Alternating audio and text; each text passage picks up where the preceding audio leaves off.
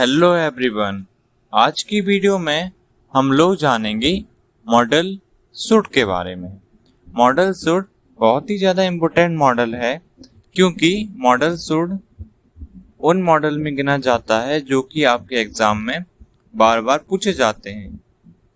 Model suit इसलिए भी important है क्योंकि मॉडल सूट के सेंटेंस बहुत ज़्यादा आपकी डेली लाइफ में यूज़ किए जाते हैं। तो आज की वीडियो में हम लोग मॉडल सूट के बारे में बहुत अच्छी तरह से जानने वाले हैं, तो आप वीडियो लास्ट तक जरूर देखिएगा। इसके बाद आपको किसी भी और वीडियो की जरूरत नहीं पड़ेगी, वादा है आपसे। तो चलिए जानते हैं मॉडल सूट का यूज़।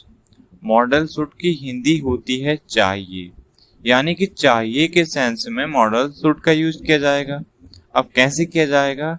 मॉडल सूट की हिंदी होती है चाहिए। अभी आप इतना समझ लीजिए, यानी कि किसी भी हिंदी सेंटेंस यानी कि हिंदी सेंटेंस के लास्ट में आपको अगर चाहिए दिख जाए, तो जब आप उसे इंग्लिश में ट्रांसलेट करेंगे, यानी कि आप उसे इंग्लिश में चेंज करेंगे उस सेंटेंस को हिंदी से इंग्लिश में, तो वहां पर आप मॉडल सूट का यूज जरूर कर दीजिए। आंख मूंद के आप इंग्लिश में जब ट्रांसलेट करें तो सूट का यूज कर दीजिए, वो सेंटेंस गलत नहीं होगा। तो मॉडल सूट की हिंदी होती है चाहिए। अब जानते हैं मॉडल सूट के कुछ और यूज। मॉडल सूट का यूज एडवाइस यानी कि सलाह के लिए मॉडल सूट का यूज किया जाता है। आप किसी को सलाह देंगे तो वहां पर आप मॉडल सूट का यूज जरूर करेंगे। उसके बाद ऑब्लिगेशन यानी कि कर्तव्य या उपदेश, इसके लिए भी मॉडल सूट का यूज किया जाता है। यानी कि मॉडल सूट का यूज दो चीजों के लिए किया जाता है, एक एडवाइस के लिए यानी कि सलाह के लिए, एक ऑब्लिगेशन यानी कि कर्तव्य या उपदेश के लिए मॉडल सूट का यूज किया जाता है। तो चलिए जानते हैं मॉडल सूट का यूज पॉजिटिव सेंटेंस में कैसे किया जाता है और पॉजिटिव सेंटेंस को शुड का यूज करके कैसे बनाया जाता है। तो चलिए जानते हैं। सबसे पहले हम इसका स्ट्रक्चर जान लेते हैं, यानी कि कैसे सेंटेंस को बनाया जाएगा। यहाँ पर सबसे पहले सब्जेक्ट को रखा जाता है, यानी कर्ता को रखा जाता है जो उस काम को करता है। उसके बाद मॉडल सूट का यूज किया जाएगा। उसके बाद वर्ब की फर्स्ट फॉर्म यानी कि V1 वर्ब की पहली फॉर्म का यूज किया जाएगा। उसके बाद ऑब्जेक्ट यानी कि जो भी सेंटेंस में लास्ट में बचता है उसका यूज किया जाएगा। तो चलिए जान लेते हैं एक सेंटेंस से। आपको वहां नहीं जाना चाहिए। यहाँ पर एडवाइस दी जा रही है कि आपको वहां पर नहीं जाना चाहिए। तो चलिए इसे इंग्लिश में बनाते हैं हम उसी स्ट्रक्चर को देख के। सबसे पहले subject you should go there. You यहाँ पर आपका सब्जेक्ट हो गया, शुड आपका मॉडल हो गया, गो आपकी वर्ब हो गई और देयर आपका ऑब्जेक्ट हो गया। यानी कि स्ट्रक्चर से इस तरह से पॉजिटिव सेंटेंस को शुड का यूज करके बनाया जाता है। एक और एग्जांपल ले लेते हैं। हमें हमेशा सत्य बोलना चाहिए, यानी कि हमें हमेशा सत्य ही बोलना चाहिए। यहाँ पर एडवाइस की जा रही है कि आपको हमेशा ही सच बोलना चाहिए। सच बोलना बहुत अच्छा होता है। तो चलिए इसे इंग्लिश में बनाते हैं। You should always speak the truth, यानी कि आपको हमेशा ही सच्चाई से बोलना चाहिए। यहाँ पर एडवाइस की गई, तो पॉजिटिव सेंटेंस को शुड का यूज करके ऐसे बनाया जाता है। अब जानते हैं हम नेगेटिव सेंटेंस को शुड का यूज करके कैसे बनाया जाता है। चलिए उनका भी पहले स्ट्रक्चर जान लेते हैं। तो चलिए जानते हैं।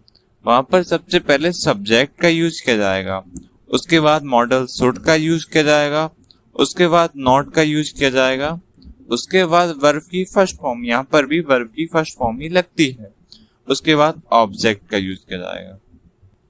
तो चलिए जानते हैं इसे भी एग्जाम। बच्चों को यहाँ नहीं आना चाहिए। यहाँ पर क्या एडवाइस दी जा रही है कि बच्चों को यहाँ पर नहीं आना चाहिए। कोई ऐसी जगह होगी जहाँ पर बच्चों को गलत इंप्रेशन पड़े, उन पर, उनके माइंड पर गलत चीज का प्रभाव पड़े, तो इसलिए एडवाइस की जा रही है कि बच्चों को वहां पर नहीं आना चाहिए। तो चलिए इसे इंग्लिश में बनाते हैं। The children should not go come here. The children should not come here, यानी कि बच्चों को यहाँ पर नहीं जाना चाहिए। यहाँ पर भी क्या एडवाइस की गई। तो चलिए एक और सेंटेंस ले लेते हैं। तुम्हें यह काम कल नहीं करना चाहिए, यानी कि तुम्हें यह काम कल नहीं करना चाहिए। तो चलिए इसे भी हम इंग्लिश में बना लेते हैं। You should not do this tomorrow, यानी कि तुम्हें यह कल नहीं करना चाहिए। यहाँ पर भी क्या की गई, यहाँ पर भी एडवाइस दी गई आपको कि आपको यह काम कल नहीं करना चाहिए। तो इस तरह से नेगेटिव सेंटेंस को शुड का यूज करके इस तरह से बनाया जाता है। यहाँ पर सबसे पहले क्या रखा जाएगा, सब्जेक्ट, उसके बाद मॉडल का यूज किया जाएगा, यानी कि मॉडल शुड का यूज किया जाएगा, उसके बाद नॉट लगाया जाएगा, शुड के बाद नॉट लगाया जाएगा, उसके बाद वर्ब की फर्स्ट फॉर्म को रखा जाएगा और लास्ट में आपके ऑब्जेक्ट को रखा जाएगा।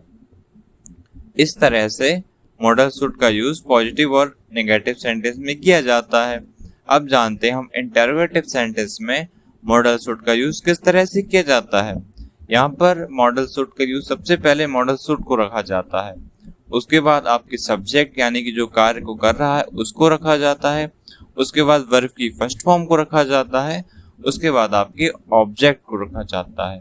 यानी कि स्ट्रक्चर बनता है शुड, उसके बाद सब्जेक्ट, उसके बाद वर्ब की फर्स्ट फॉर्म, उसके बाद आपका ऑब्जेक्ट। इस तरह से सेंटेंस को बनाया जाता है।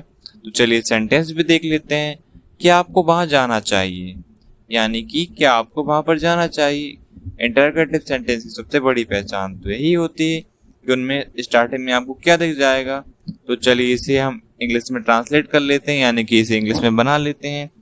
सबसे पहले शुड का यूज किया जाएगा, उसके बाद सब्जेक्ट यानी यू, उसके बाद वर्ब की फर्स्ट फॉर्म यानी कि गो, उसके बाद ऑब्जेक्ट यानी कि देयर।